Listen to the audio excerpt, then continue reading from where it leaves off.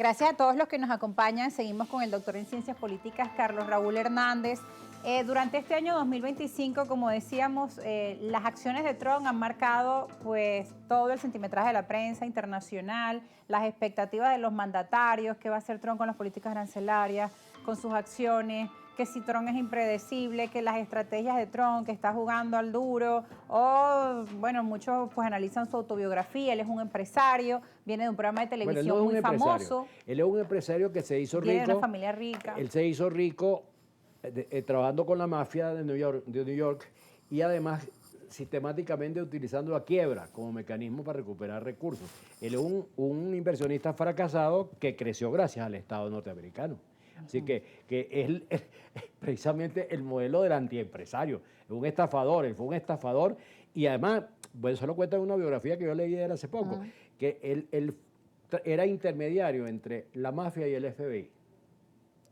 Él operaba como intermediario, hacía favores y favores, y cuando el FBI necesitaba algún contacto con la mafia se lo ponía a él.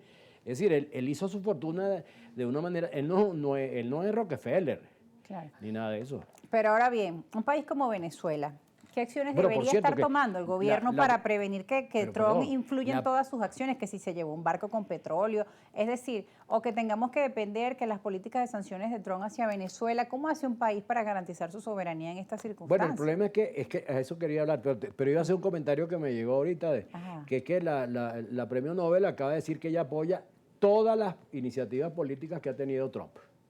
Entonces, bueno, para que usted sepa, pues que el premio Nobel está en las mejores manos. Bueno, pero que el premio Nobel debería también buscar la forma del diálogo, del encuentro y de garantizar, obviamente, la paz en nuestro país. Eso es lo que debía hacer. Es lo que hace el Nobel. Eso es lo que hace un premio Nobel. No apoyar a un presidente loco que está llevando al mundo a un conflicto permanente. Ahora, lo que tú me decías, mira, el problema es que Trump se está demostrando, porque esto que estamos viviendo con el Caribe está dejando de ser un mero problema local y se está convirtiendo en el punto de partida de un conflicto internacional. Es decir, lo que estamos viendo en el Caribe es el cambio que Trump precipitó, el cambio en la hegemonía mundial. A ellos no se les ha debido ocurrir nunca hacer eso que hicieron, porque eso los está poniendo a prueba. ¿No te diste cuenta que al día siguiente de que secuestraron y se robaron el barco con petróleo venezolano, los iraníes secuestraron un barco con 6 millones de barriles de petróleo? Esa es una respuesta directa. Claro.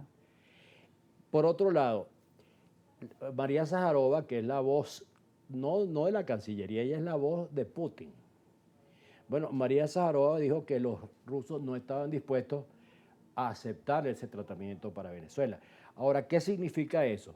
Bueno, significa que China y Rusia pueden hacer un movimiento sobre Taiwán. Claro. O sea, el día que se les ocurra meterse en Venezuela, entonces toman Taiwán, que Taiwán le queda, creo que es a 30 kilómetros a China. Nada, está ahí. Es decir, es mucho más fácil y está en su territorio.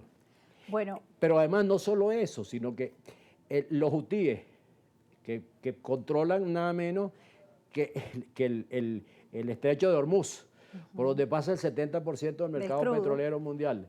Bueno, si trancan, imagínate tú que a los hutíes les hagan así, Putin les haga así y obstruyan el estrecho de Hormuz. Bueno, es que toda acción genera una reacción. Exacto. Al final, estas acciones de Estados Unidos lo que han hecho es que obviamente Venezuela esté más con este eje China, Rusia, ese grupo de dementes que controla el gobierno norteamericano debe estar comprendiendo que están jugando carnaval con dinamita. Claro. Porque se puede armar un lío de tal magnitud que tengan necesariamente que ir a un entendimiento rápido, porque si no puede estallar.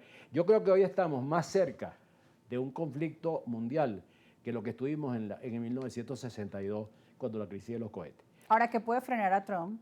Rusia-China no pueden, digamos, ejercer sus analistas, sus asesores. Ese barco con 6 millones de barriles tiene que haberle significado a él porque a mí me da la impresión de que eso no tiene sentido estratégico. Ellos creen que van a hacer eso en el Caribe y no va a pasar nada. Bueno, claro, eso era así hace 10 años o hace 15, que los americanos no habían despertado la ira de los chinos y de los rusos. Porque cuando el mundo funcionaba armónicamente, que los chinos, la China era una especie de maquila de los Estados Unidos. Pero ahora estamos en este nuevo orden mundial. Rusia, como decía el presidente Obama, era un líder regional. Putin era para Obama era un líder regional. Bueno, en esa época el mundo funcionaba. Ahora, cuando empezaron Trump y Biden a molestar a China y la convirtieron en un enemigo y se aliaron China y Rusia, el mundo cambió porque China y Rusia... Claro, acercar a China y a Rusia después de tantos años. China y Rusia juntos. Mira, Estados Unidos no le llega al 70% de la potencia bélica que tienen, claro, entre tienen entre esos dos países. Cuidado si la primera potencia nuclear en este momento, bueno, cuidado no, eso está claro, pero la primera potencia militar del mundo es Rusia, por encima de los Estados Unidos. Porque lo está demostrando.